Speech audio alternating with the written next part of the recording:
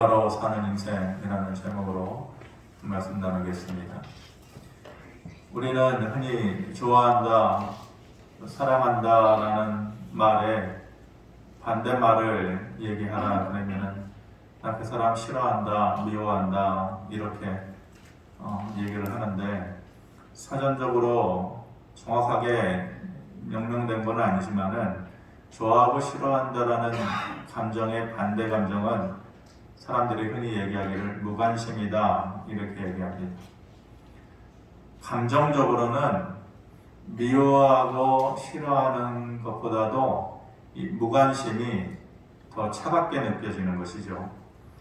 미운 감정이 일시적으로 생겨서 말다툼을 하기도 하고 또 서로 등을 돌리기도 하지만은 어떨 때 보면 그 사람이 또 불쌍하게 생각될 때도 있고 연민의 정이 느껴지기도 하는 것이 우리가 살면서 자주 경험하는 사람 간의 관계입니다.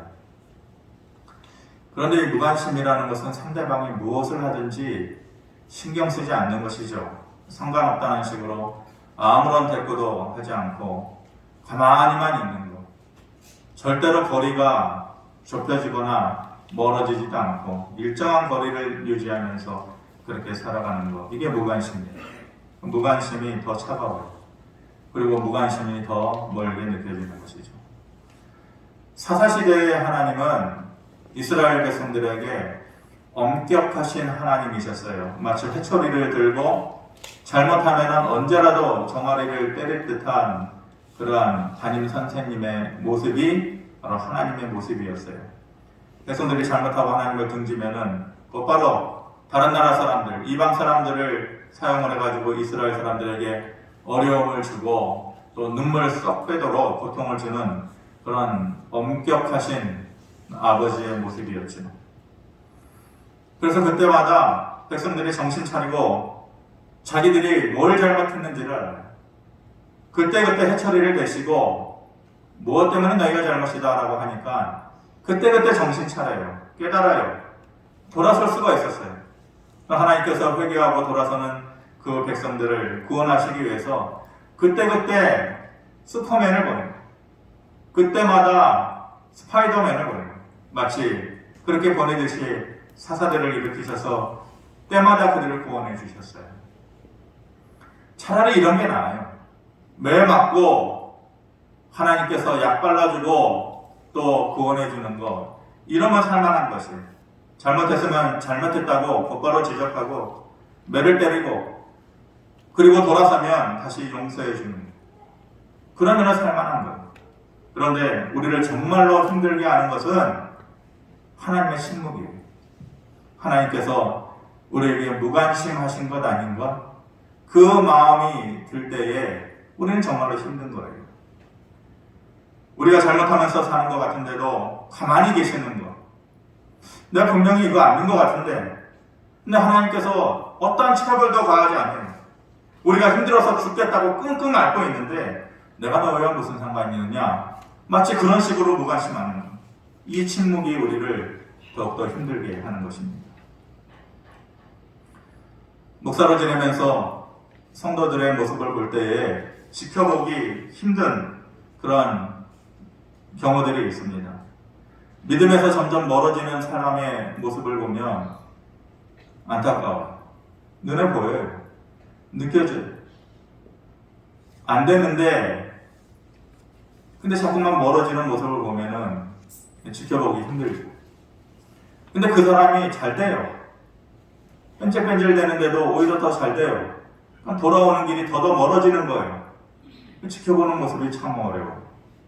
더 힘든 것은 갑작스럽게 성도들의 삶에 어려움이 찾아오고 고난의 소식이 들려올 때 그 소식을 듣는 것도 어렵고 지켜보는 것은 더 어려워요. 그거보다도 더 어려운 것은 고난을 어떻게든지 믿음으로 이겨내려고 하는데 하나님께서 응답해 주시지 않는 거예요. 오랜 침묵으로 마치 무관심하시다는 듯이 그렇게 내버려두는 듯한 그런 모습을 볼 때에 그런 모습을 지켜보는 것은 가장 힘든 것 같습니다. 개인적으로 우리가 2022년도를 맞이하면서 코로나로 인한 오랜 침묵의 시간이 있었습니다. 하루속히 일상으로 회복되어지기를 하나님께 구하고, 또 코로나로 인한 어려움들이 각 가정마다 개인마다 있을 것입니다. 그런 어려움이 있든지 아니면 그것과는 상관이 없는 개인적이고 가정적인 어려움이든지 하나님께서 오랜 침묵을 깨시고 그 손길을 보여주심으로 오랜 기다림에 응답해 주시는, 올해 우리에게 하나님께서 주신 말씀처럼 은혜를 베푸시고 응답하시리라 라는 그 말씀을 우리 모두에게 적용해 주시고 열매로 보여주시기를 축원합니다. 오늘 본문의 말씀이 그런 약속을 주시는 말씀이에요. 1절에 뭐라고 말씀하십니까? 나는 시온의 의가 빛같이 예루살렘의 구원이 햇불같이 나타나도록 시온을 위하여 잠잠하지 아니하며 예루살렘을 위하여 쉬지 아니할 것이다. 이렇게 말씀하십니다. 나의 구원을 햇불같이 환하게 나타나고 보여지도록 이제는 내가 잠잠하지 않겠다. 침묵을 깨겠다. 이렇게 말씀하십니다. 햇불은 낮에도 보이고 밤에도 보이고, 하지만은 밤에도 잘 보이고, 밤이라는 것은 어둠이고 또 상징적으로는 고난과 아픔을 상징하는 것 아니겠습니까? 그 햇불이 고난과 어려움의 때에 더 잘 보여지도록 하나님께서 이제 침묵을 깨시고 내 능력의 오른손을 너에게 보여주시겠다. 그렇게 말씀하시는 것입니다. 그런 하나님의 약속을 우리가 받을 때 하나님 도대체 어떻게 우리를 도와주실 건데요? 어떤 구원의 모습을 보여주실 건데요? 그 구원의 징표가 도대체 뭔데요? 보여주세요. 라고 묻는다면 하나님께서 그 약속의 징표로 우리에게 주시는 것이 새 이름을 주시겠다라고 얘기하십니다. 새 이름. 우리가 정치인들도 그렇고 연예인들도 그렇고 이름을 바꾸는 사람들이 많이 있어요. 제가 찾아보니까 피식하고 웃을 만한 재미난 이름을 가진 사람들이 많더라고요. 그 이름을 계속해서 가지고 있었으면 저 사람이 저렇게 유명해졌을까 싶을 정도로 우스꽝스러운 이름들도 많이 있는데, 사람이 이름을 바꾼다는 것은 묘한 의미가 있는 것이죠. 단지 불려지는 음성만 달라지는 것이 아닙니다. 이름을 바꿀 때에는 그 사람의 삶의 모습도 달라져요. 길게는 그 사람의 인생도 달라지는 것입니다. 야곱이 그 이름을 이스라엘로 하나님께서 바꿔주신 것도 마찬가지고, 사울이 바울로 이름을 바꿔주신 것도 마찬가지예요. 완전히 하나님께서 붙잡고 책임지시는, 야곱이 이스라엘로 되어질 때, 사울이 바울로 되어지는 그 순간에, 이름이 바뀌어지는 순간에 하나님께서 이끌고 가시고 책임지고 가시는 삶의 모습, 그의 인생으로 완전히 달라지는 것입니다. 그럼 하나님께서 침묵을 깨시고 그 백성들에게 주시겠다라고 하는 그 이름이 뭐냐? 그것이 4절의 말씀입니다. 우리가 한번 같이 읽어보겠습니다. 시작. 다시는 너를 버림받은 자라 부르지 아니하며 다시는 내 땅을 황무지라 부르지 아니하고 오직 너를 헷시바라 하며 내 땅을 빌라라 하리니 이는 여호와께서 너를 기뻐하실 것이며 내 땅이 거론한 것처럼 될 것임이라. 아멘. 그들의 이름은 원래 버림받은 자라. 그들은 다른 사람을 얘기하는 게 아니에요. 우리 자신을 얘기해요. 우리 자신이 어떤 자예요? 하나님께 버림받은 자, 황무지와 같은 자였다는. 돌려서 얘기하면 하나님께서 무관심하셨던 자였다는 말입니다. 그리고 우리가 살아가는 그 땅은 무관심한 땅, 하나님께서 기억하고 싶지 않은 자. 그래서 그만큼 하나님의 마음이 떠나 있는 사람, 그것이 바로 우리들의 삶이었다는 거예요. 그래서 그들의 삶이 황무지와 같은 삶이었다는 거예요. 황무지는 생명을 잉태하지 못하는 땅입니다. 그 누구도 그 땅에서 살아갈 수가 없어요. 아무리 애를 써도 열매를 얻지 못하는 삶의 터전이에요. 그런 사람들의 삶을 우리는 고달픈 인생이다, 그렇게 얘기해요. 우리의 인생도 황무지와 같은 인생들이 있어요. 그 황무지와 같은 인생이라는 것을 내가 깨닫고 다른 사람들이 보게 된다면 그 마음이 먹먹해지는 거죠. 답답함의 이상이. 그런 삶이 내가 살아가고 있다는 것은 참으로 힘든 것이에요. 그런데 그런 그들에게 새로 주신 이름이 뭐냐? 황무지와 같고 버림받은 자와 같았던, 그들의 이름이 그것일 수밖에 없었던 그런 우리들의 삶의 모습이 변화, 인생의 변화를 위해서 하나님께서 우리에게 주신 이름이 뭐냐? 바로 헵시바다. 그리고 너희의 땅을 빌라라 하리라, 이렇게 말씀하십니다. 헵시바라는 것은 나의 기쁨이 그녀 안에 있다. 문자적으로는 그거예요. 문자 그대로 해석하면 내 기쁨이 그녀 속에 있다. 사랑하는, 뒤에도 신랑과 신부의 얘기가 나오지만 사랑하는 사람들끼리 느끼는 감정이에요. 그런데 이것을 우리식대로 바꿔서 얘기하면 너를 볼 때 내가 참 기쁘다. 너를 보면은 내 마음이 참 좋다. 문자적으로는 그렇지만은 돌려서 얘기하면 너를 볼 때마다 내가 기쁘다. 이런. 전에는 그런 마음이 아니었어요. 하나님께서 우리를 보실 때 답답해 했었어요. 등 돌리고 멀어지는 그 백성들을 향해서 내가 너희에게 무관심하다. 내가 너희에게 침묵하시겠다. 이렇게 말씀하셨는데 이제는 우리에게 주신 새 이름이 내가 너를 볼 때마다 참 좋다. 헵시바다. 이런 이름으로 바꾸어 주시겠다라는 거예요. 어떤 사람을 볼 때 기쁘면 그렇잖아요. 누군가가 볼 때 기쁜 마음이 드는 사람이 있어요. 그 사람을 볼 때 기쁘면은 점점점 그 사람이 좋아지게 되어 있어요. 좋아지게 되면, 일단 그 사람이 좋아지게 되면 내 것과 네 것에 구분이 없어져요. 사랑해본 사람은 다 느끼는 감정이죠. 이 사람이 일방적으로 좋아지면 내 것, 네 것을 따지지 않아요. 그 사람이 내게 기쁨을 주면 내 것을 그에게 주어서 그 사람의 기쁨을 더해주고 싶은 거. 내 것이 사라져도 아프지 않아요. 내 것이 없어져도 아쉬워지지 않아요. 그 사람이 기쁘면 내 것을 다 주어서 그 사람의 기쁨을 한층 더해주게 해주고 싶은 거. 그것이 헵시바의 마음. 너를 볼 때마다 내가 참 좋다. 우리는 이런 관계를 좋아한다, 사랑한다, 이렇게 말해요. 다시 말하면 하나님께서 우리의 이름을 헵시바라고 불러주신 것은 그냥 너를 볼 때에 내가 기쁘다, 이걸 얘기하고 싶은 것이 아니에요. 더 나아가서 내가 너를 다시 좋아해 주겠다. 그 얘기. 내가 너를 무관심하고 미워했는데 내가 너를 다시 좋아해 주겠다. 그리고 그 좋아하는 감정이 크기 때문에 내가 너에게 더 주어서, 내 것을 더 주어서, 하나님이 가지고 있는 것을 너희에게 더 주어서 너의 기쁨을 넘치게 해줄 거야 라는 것이 이 말 안에 담겨져 있는 것이. 하나님께서 우리에게 그런 삶을 약속해 주셔요. 그 이름의 변화를 주실 때 구체적으로 너의 삶이 이렇게 달라질 거야 라는 약속의 말씀을 주신 것이 이사야 60장 17절의 말씀입니다. 같이 한번 보겠습니다. 시작. 내가 금을 가지고 놋을 대신하며 은을 가지고 철을 대신하며 놋으로 나무를 대신하며 철로 돌을 대신하며 화평을 세워 관원으로 삼으며 공의를 세워 감독으로 삼으니. 금을 가지고 내가 너희의 이름을 헵시바라 부르고 너를 보니 내가 참 좋아. 내가 너를 다시 좋아하게 될 거야.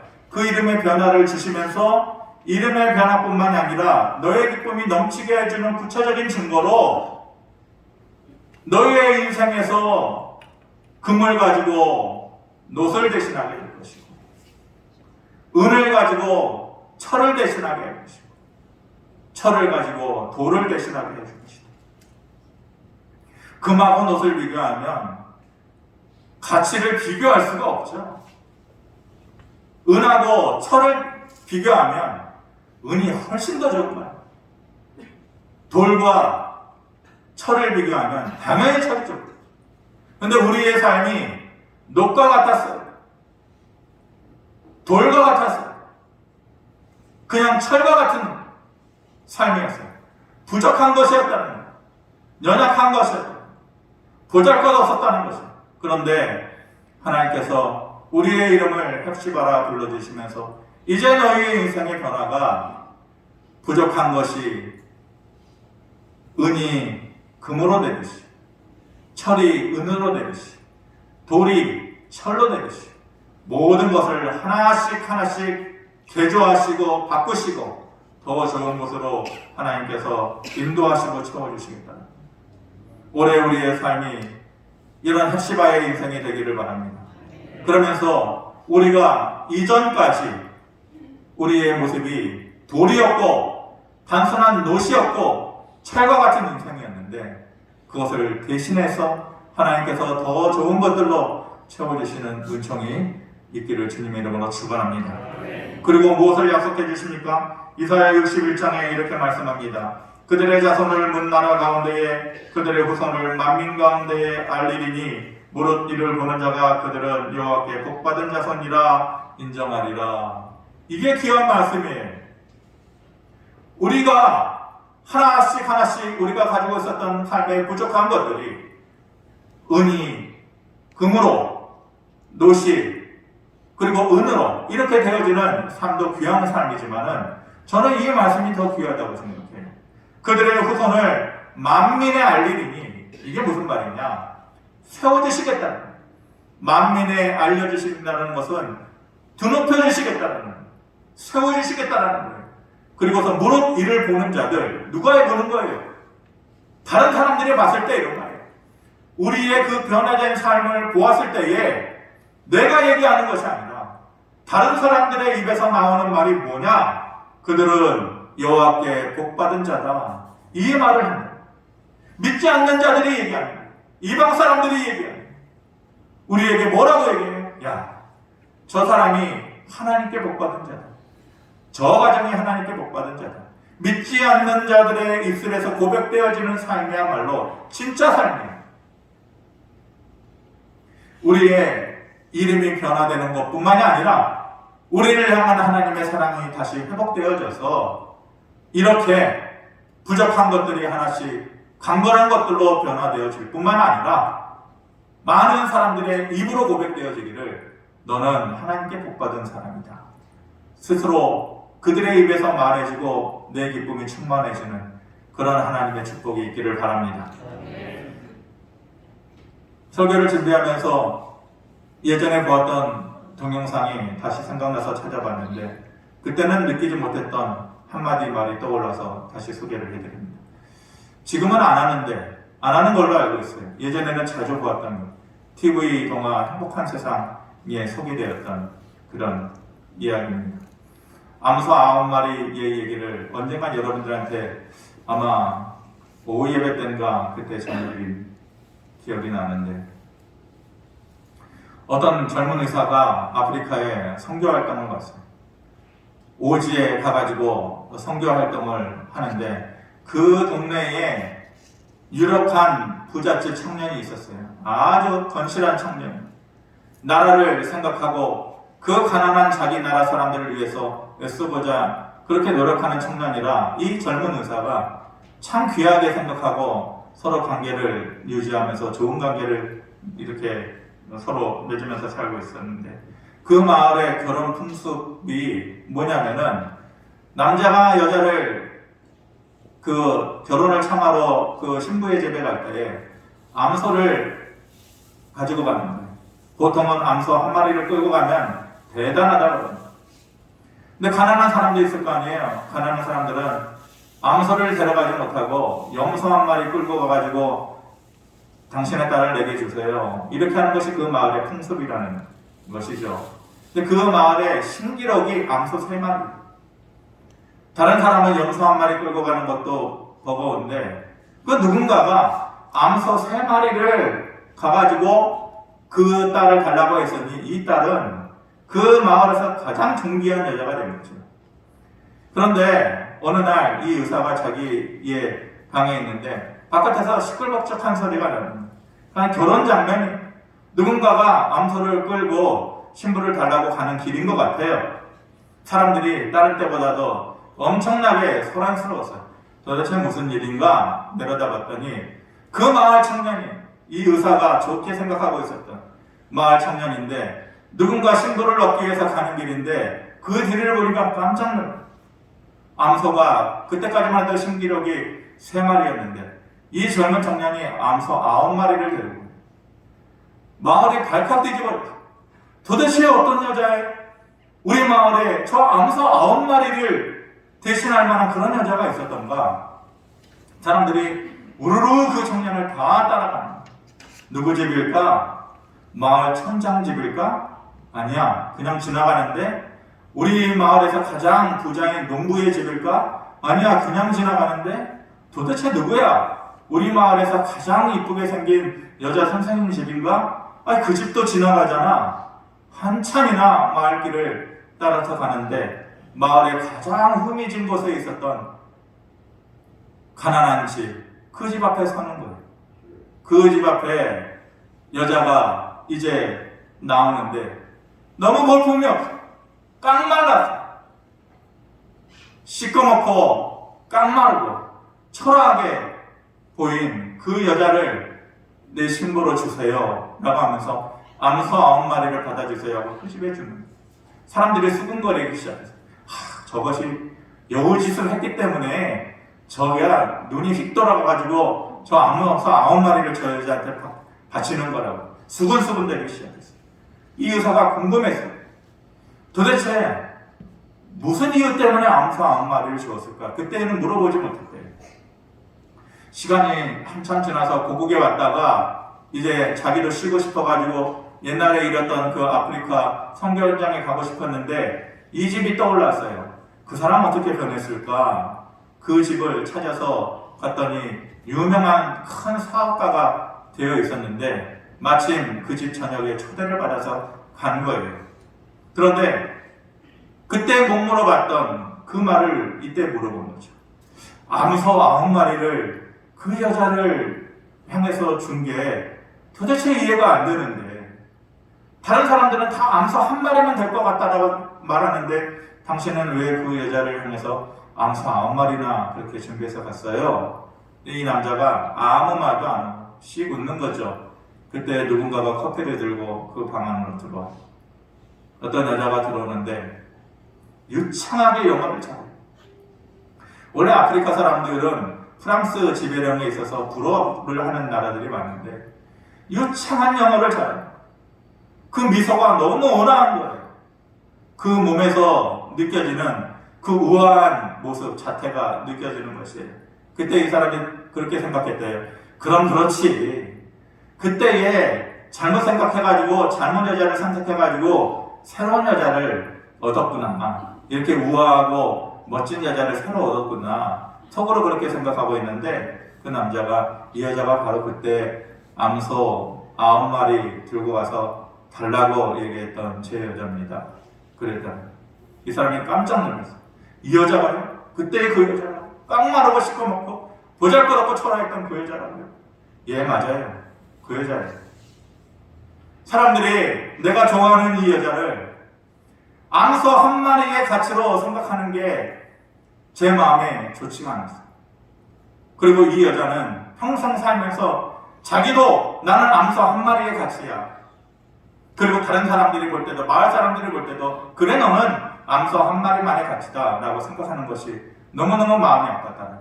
그래서 암소 9마리를 주면서 당신은 최고의 가치를 가진 여자예요. 그것을 느끼게 해주고 싶어서 그렇게 했었다라는 것이죠. 근데 이 얘기를 가지고 사람들은 각기 해석을 해요.